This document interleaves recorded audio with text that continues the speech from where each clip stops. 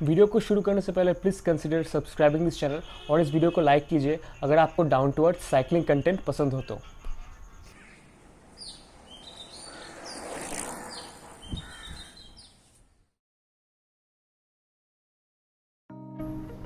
What's up guys, this is Rahul and you're watching Velo Life. This video is about a long-term review of my Hercules Rodeo MTB.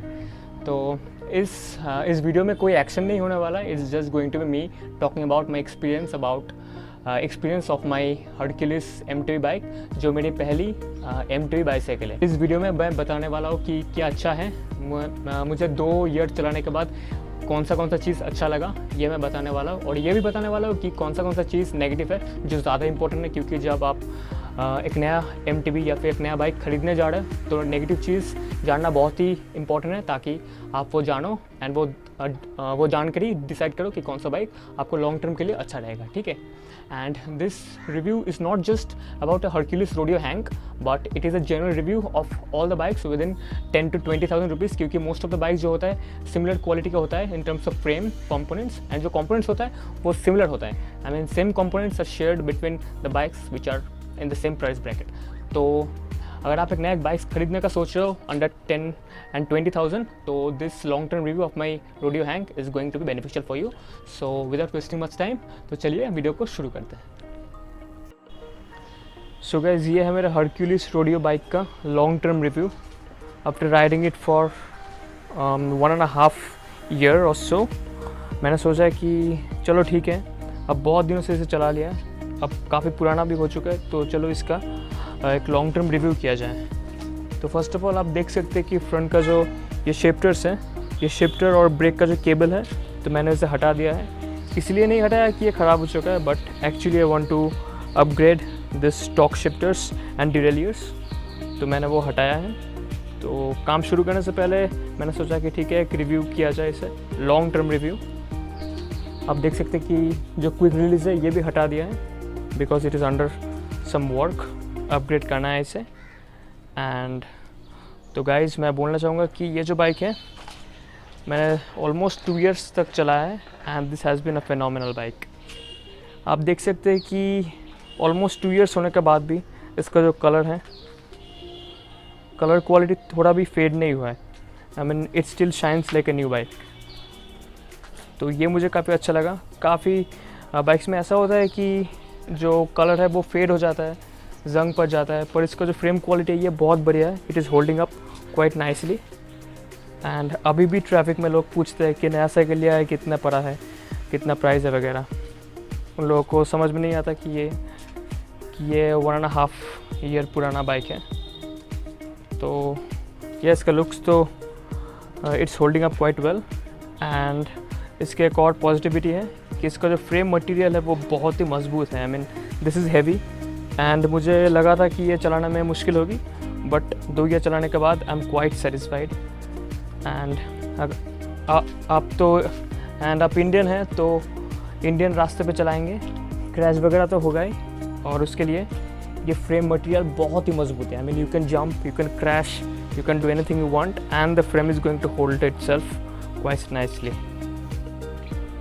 So friends, एक और अच्छी चीज़ बता देते हैं कि आपको जो ब्रेक्स मिलता है, this brakes are quite good. 2 साल चलाने के बाद भी इसका जो ग्रिप है, इसका जो बाइटिंग फोर्स वो काफ़ी ज़्यादा है, and it still feels like new. और इसका जो ब्रेक पैड्स हैं वो भी चेंज करने की ज़रूरत नहीं पड़ा, क्योंकि it's holding up nicely both the front end the rear. तो गाइज़, अब बात करते हैं कुछ नेगेटिव थिंग्स का, और जो नेगेटिव थिंग्स है वो बहुत ही इंपॉर्टेंट है। ये इतने इंपॉर्टेंट है कि आप इसे नोट कर लो, क्योंकि अगर आप एक नया बाइक फ्रॉम 10 to 20,000 में आप खरीदने जाओगे तो ये जो पॉइंट्स मैं बताने जा रहा हूँ, ये दिस इज़ वेरी इंपॉर्टेंट, तो आपका बहुत काम आएगा, ठीक है। तो देखते हैं क्या नेगेटिव पॉइंट्स हैं।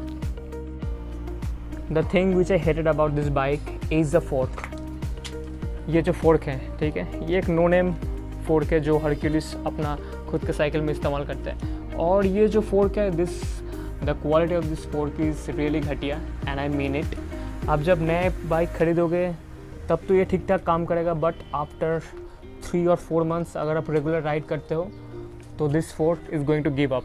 मतलब इसका जो ट्रैवल है ना वो धीरे धीरे कम होता जाएगा, एंड इट धीरे धीरे स्टिफ होता जाएगा। तो अब 1-2 साल के बाद ऐसा होगा कि आपको लगेगा कि आप एक रिजिड बाइक चला रहे हो, क्योंकि फोर्क का जो एक्शन है, ट्रैवल है, वो आपको नहीं मिलेगा। And the worst thing about this fork is that this is not serviceable. तो ये जो फोर्क है आप इसे सर्विस नहीं कर सकते, ठीक है। जो फोर्क सर्विस किया जा सकता है उनका अंदर में, I mean at the lower side you have a bolt, जिससे कि आप उस फोर्क को सर्विस कर सकते हैं। पर ये जो फोर्क है दिस इज़ नॉट सर्विसेबल। अगर आप चाहें तो सर्विस कर सकते हैं, but it will require some special tool जो किसी के पास नहीं होता इतना आसानी से। तो ये सर्विस करना बहुत ही मुश्किल है, इफ़ नॉट इम्पॉसिबल। और तो this is the fork of my giant. ये जो फोर्क है ऐसा सेंटर की, दिस इज़ सर्विसेबल। मैं आप लोगों को बता रहा था कि ये जो नट है, this nut has to be present in order to service this. तो ये जो फोर्क है मेरे जायंट MTV का, this is serviceable and this works nicely and this fork gets a big thumbs down from मी।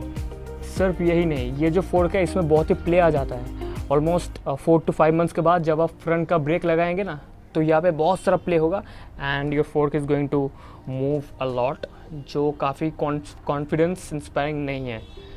तो मुझे लगता है कि हरक्यूलिस को ये वाले जो फोर्क है इसमें ध्यान देना चाहिए।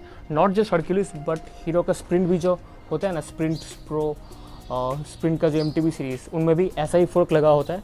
And I think this type of fork should be worked on, क्योंकि आप जब 20-25 हज़ार ले रहे हो तो people would expect something better. Now let's talk about the rear derailleur. तो ये जो रियर डिरेलर है this is another headache. Gas Shimano का जो टोनी है, टोनी सीरीज़ में ये भी आता है, और जो मेरी जायंट बाइसाइकिल में वो भी टोनी है। बट दिस टोनी जो डिरेलर है ये बहुत ही घटिया है। आई मीन इसका जो शिफ्टिंग है ठीक ठाक है। आई मीन पहला 2-3 महीने ठीक ठाक काम करेगा, बट उसके बाद ये ख़राब हो जाएगा। मतलब इसका जो शिफ्टिंग का परफॉर्मेंस है वो बहुत ही डिक्रीज़ हो जाएगा। आपका एक छोटे से बड़ा गियर तक का शिफ्टिंग होने में बहुत ही प्रॉब्लम होगा। आपको एक्स्ट्रा एफर्ट लगाना पड़ेगा शिफ्टर्स में, जो कि नहीं होना चाहिए। ये ऐसा होता है क्योंकि ये जो डिरेलर की टेक्नोलॉजी है ये बहुत ही ओल्ड है।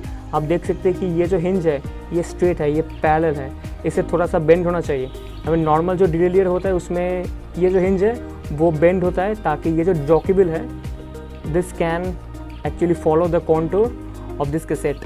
जो कैसेट और फ्री व्हील होता है ना, उसका जो कॉन्टूर होता है, जो शेप है, उसे ठीक ठाक तरीके से वो दूसरी डिरेलियर फॉलो कर सकते हैं। But this only works parallelly. ये सिर्फ अंदर की तरफ जाता है और बाहर की तरफ आता है। मतलब ये ऐसा नहीं होता, ये सिर्फ ऐसा होता है। तो इसका मतलब ये है कि जो इसका शिफ्टिंग परफॉर्मेंस है बहुत ही घटिया है। एंड मैंने जो ये पैरेलल लिंकेज के बारे में बताया है, मैं आप लोगों को मेरा जायंट के MTV में भी दिखाऊंगा कि उसका डिरेलर कैसा है। तो अगर आप कोई